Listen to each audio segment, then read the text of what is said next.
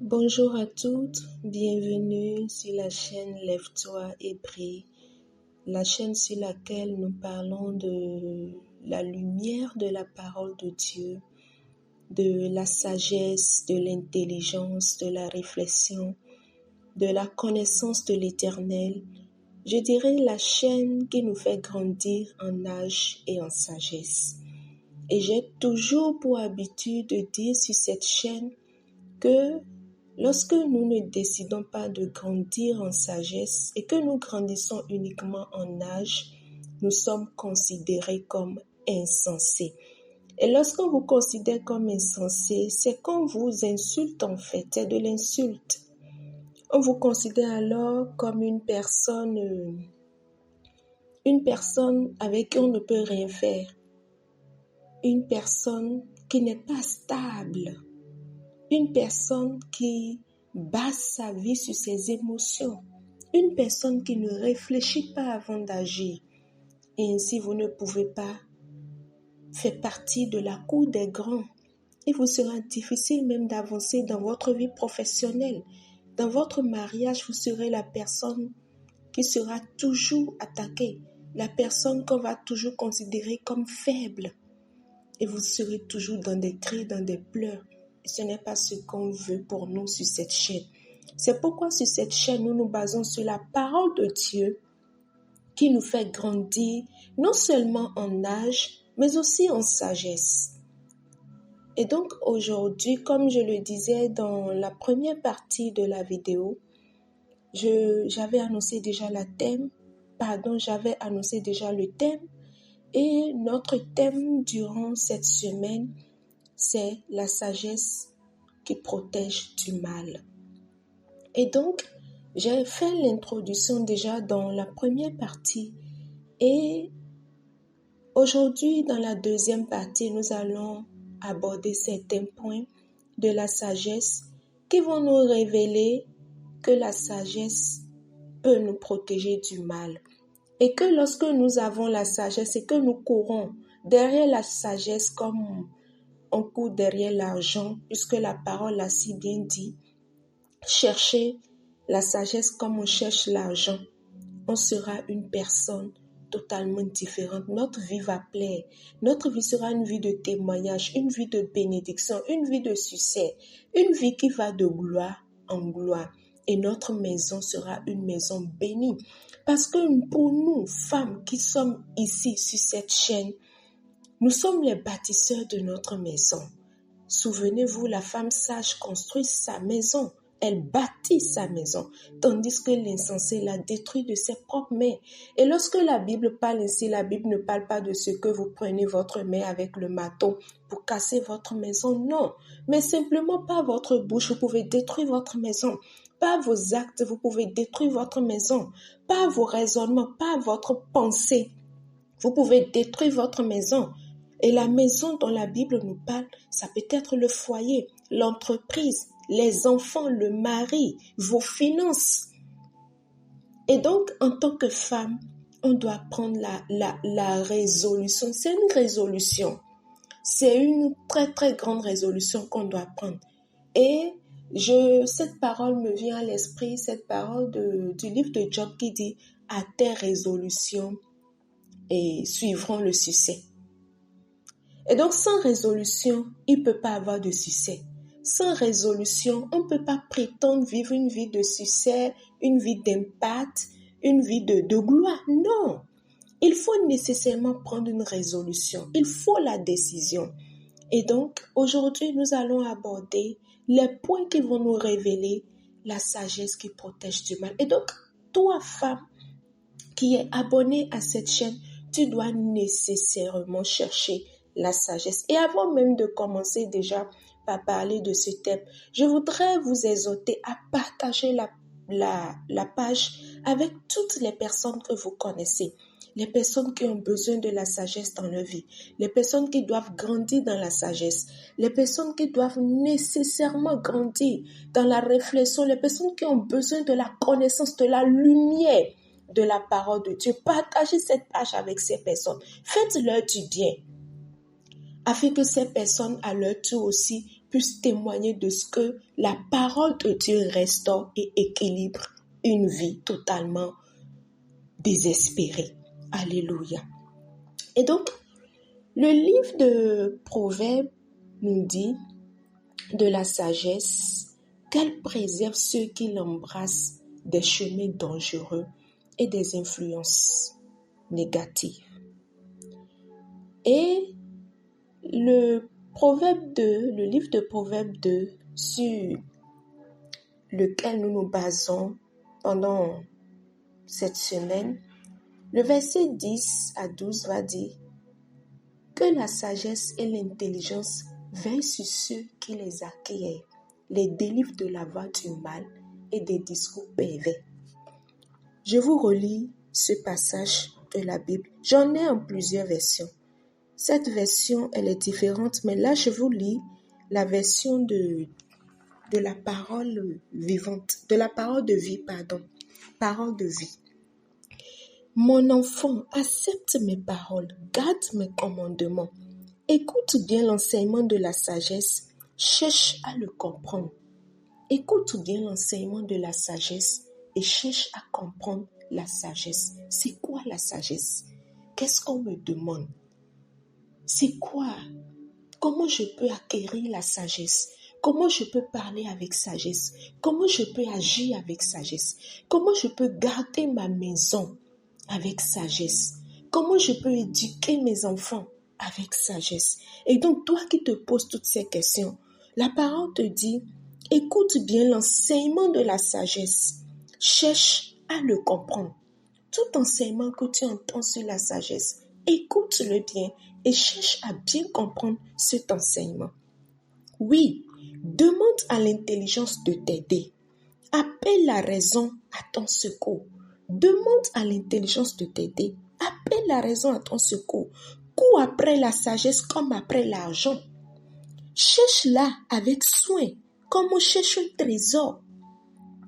Beaucoup de personnes ici sur cette chaîne, vous vous levez le matin, vous apprêtez vos enfants, parfois ils ne sont pas bien réveillés, mais pourtant on les réveille, on essaie de les réveiller, on les apprête, on les amène à l'école et nous-mêmes on doit courir derrière le train, le métro, on doit courir, prendre notre voiture, parfois même s'il faut brûler le feu, on doit brûler le feu, tout ça pourquoi? Parce qu'on court après notre travail. Et quiconque court après son travail, court après l'argent. Parce que tu sais qu'à la fin du mois, c'est ça qui va te permettre de payer ton loyer, d'assurer certains besoins de la maison. Mais en faisant ça, les gens oublient le bon côté de la vie. La chose essentielle de la vie. Parce qu'une personne qui se lève uniquement le matin, qui doit courir dans tous les sens pour le travail qu'elle a, afin d'espérer quelque chose à la fin du mois, mais qui ne cherche pas Dieu, qui ne prend pas le temps au cours de la journée de courir aussi après la sagesse de Dieu. Mais qui est Dieu? Qu'est-ce que Dieu enseigne? Que dit la parole de Dieu? Qu'est-ce que la sagesse de Dieu nous enseigne? Mais comment est-ce que je dois éduquer ces enfants? Ils prennent de l'âge, ils sont en train de grandir. Ils ne sont plus à la maternelle aujourd'hui, ces enfants sont au primaire ou peut-être au secondaire pour d'autres. Comment est-ce que je dois les enseigner avec tout ce qui se passe aujourd'hui, avec les réseaux sociaux, le monde qui évolue? Comment je dois enseigner ces enfants? Comment je dois les éduquer? Ma vie de prière, à quel niveau suis-je avec ma vie de prière? Est-ce qu'il ne faut pas prendre un temps de consécration? Est-ce qu'il ne faut pas que je prenne un temps de jeûne? Est-ce qu'il ne faut pas que je m'écarte un peu du bruit? Est-ce qu'il ne faut pas que je m'éloigne un peu des réseaux sociaux? Mon époux, ce mariage, me voici en train de faire 5 ans dans ce mariage, ou 10 ans, ou peut-être pour certaines personnes 15 ans. Est-ce que je dois me comporter de la même manière comme je me suis comportée pendant ces 5 premières années? Mon époux, cet homme que Dieu m'a donné, ce compagnon, comment est-ce que je dois le prendre? Comment je dois me comporter avec lui? Parce que vous devez grandir chaque jour. Vous devez vous améliorer, vous perfectionner chaque jour. Vous devez vous renouveler chaque jour. De la même manière que vous courez après l'argent, vous devez aussi faire une pause et courir après la sagesse. Et la Bible dit, si tu la cherches comme tu cherches l'argent, si tu fais tout cela, tu comprendras ce que le respect du Seigneur veut dire et tu arriveras à connaître Dieu. Le but final de la sagesse, c'est de nous amener à connaître Dieu. C'est qui Dieu? Comment il opère? Comment il agit? Comment on l'aborde? Comment on lui parle? Comment il agit dans la vie des gens? Ceux qui le connaissent, qui témoignent de sa présence, ils font quoi? Comment connaître Dieu? Parce que si tu prétends déjà connaître Dieu, c'est que tu as déjà, toi, il ne te reste plus rien. Mais malheureusement, personne ne peut se lever et dire je connais Dieu.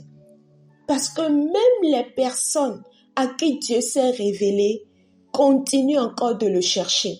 Parce que le même Dieu qui s'est révélé à toi aujourd'hui en te montrant une face de lui, demain, il se révélera à toi d'une autre manière.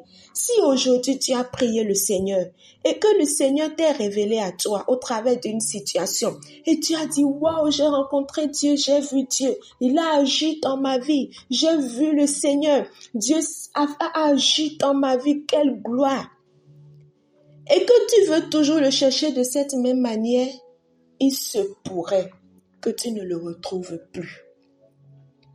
Parce qu'il peut se révéler à toi d'une autre façon, d'une autre manière.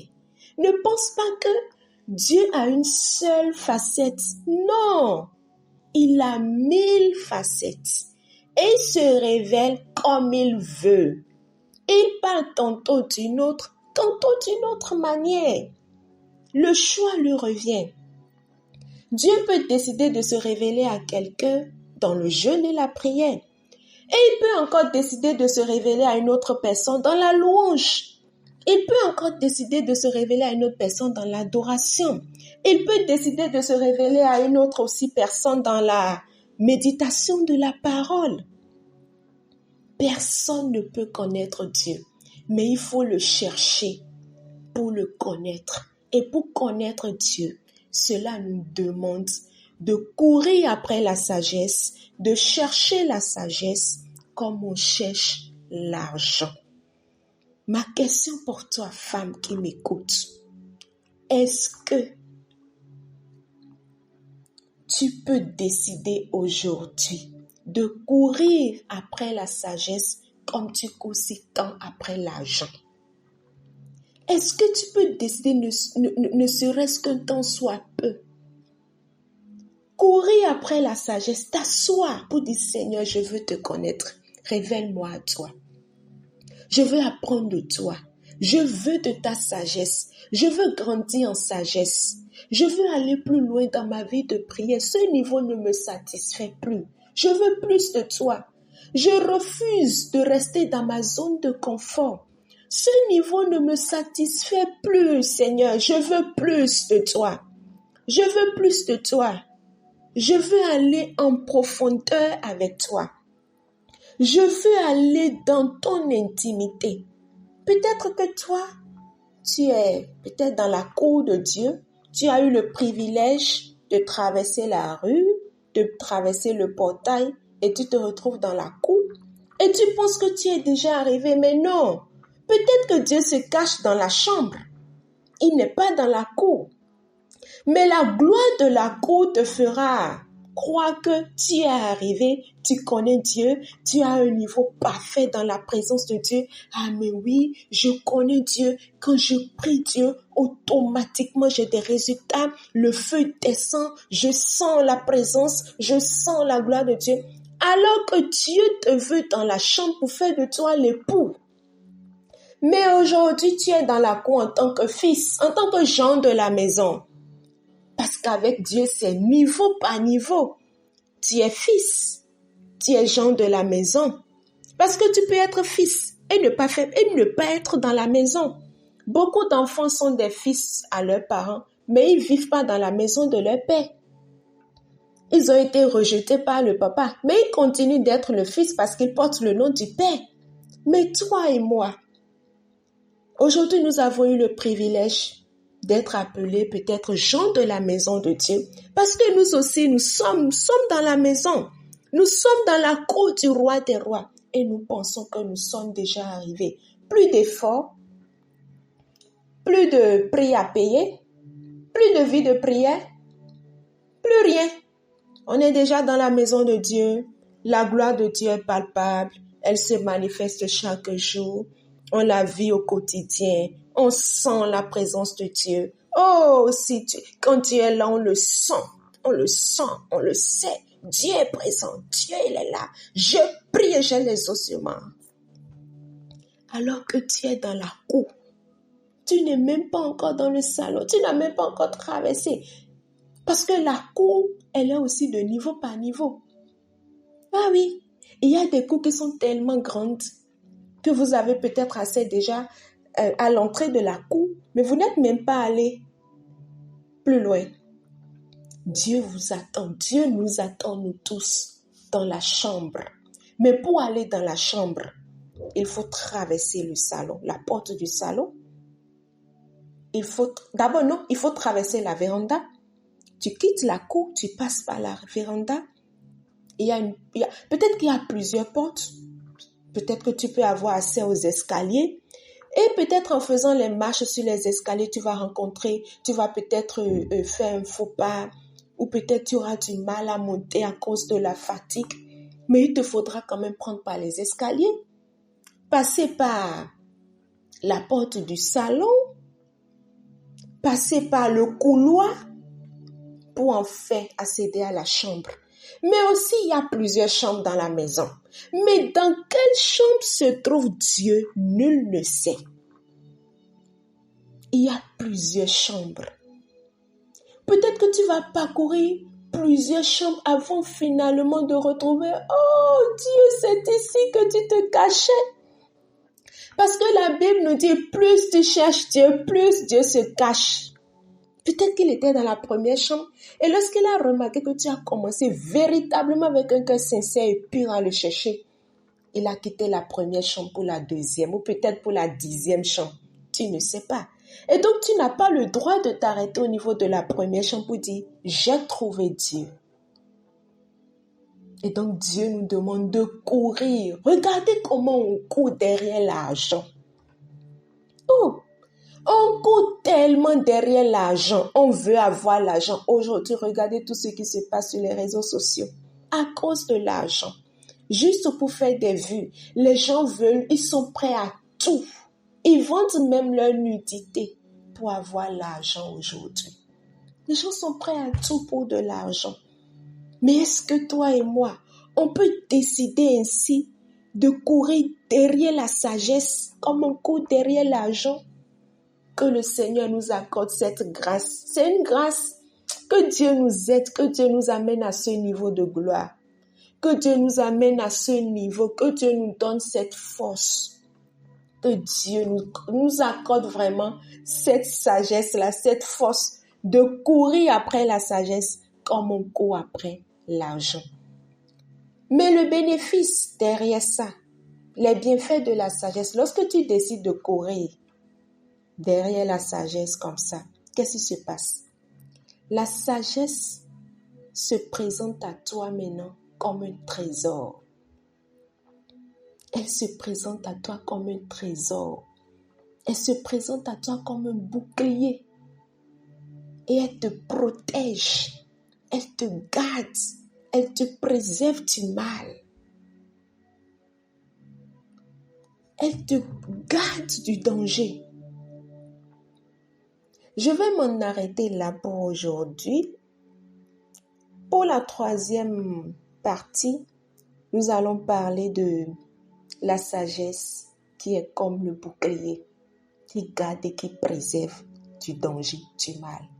Et comment elle peut véritablement te protéger quand tu décides de courir après elle.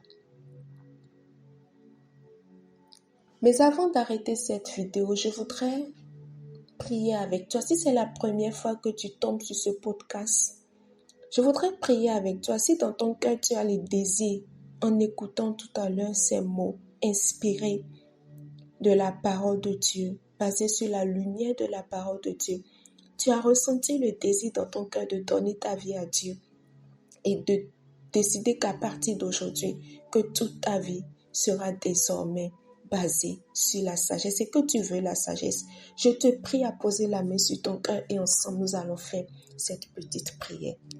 Seigneur, je te rends grâce pour le privilège que tu me donnes de tomber sur cette vidéo. Ta grâce m'a maintenu, ta main m'a conduit jusqu'ici. Je te rends grâce. Je suis si reconnaissant de ce que tu peux faire pour moi. Je te dis infiniment merci. Aujourd'hui, je décide, je prends la ferme résolution de marcher selon ta parole. Seigneur, accorde-moi la force. Donne-moi, Seigneur, cette force, cette grâce, Seigneur, de marcher conformément à ta parole, d'être obéissante à tes lois, à tes commandements. Et à partir d'aujourd'hui, Seigneur, donne-moi la force de te chercher parce que je désire te connaître. Augmente en moi la soif. Seigneur, donne-moi la soif de te chercher, la soif de courir après ta sagesse. Seigneur, je te dis merci parce que tu m'as exaucé au nom de Jésus. Amen. Que le Seigneur vous bénisse, que la grâce de Dieu repose sur votre vie, que la main puissante et agissante de l'Éternel repose sur vous et que la sagesse de l'Éternel vous protège de tout mal. Amen. Au revoir. À la prochaine pour un nouveau podcast.